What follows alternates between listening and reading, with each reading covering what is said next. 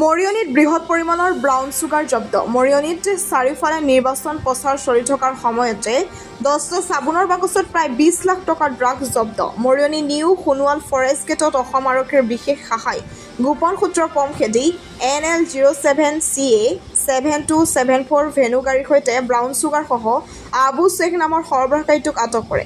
জানিব পৰা মতে শিৱসাগৰ সোণাৰীৰ পৰা নাগালেণ্ডলৈ সৰবৰাহ কৰাৰ সময়তে আটক সৰবৰাহকাৰীটো অসম আৰক্ষীয়ে তদন্ত অব্যাহত ৰাখিছে।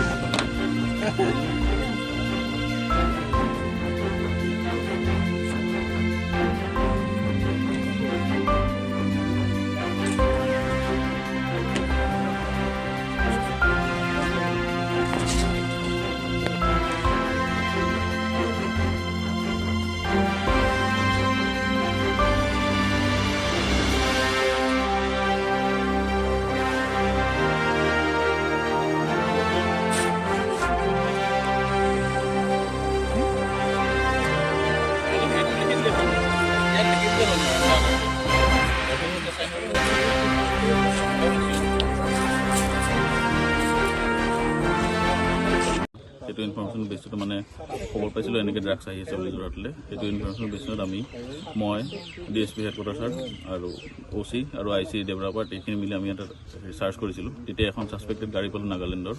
এই নাগালেণ্ডৰ গাড়ীখন যেতিয়া আমি চাৰ্চ কৰিলোঁ, এজন মানুহ, তেওঁৰ নাম হ'ল মহম্মদ আবু শ্বেখ, ঘৰ চৰাইদেউ।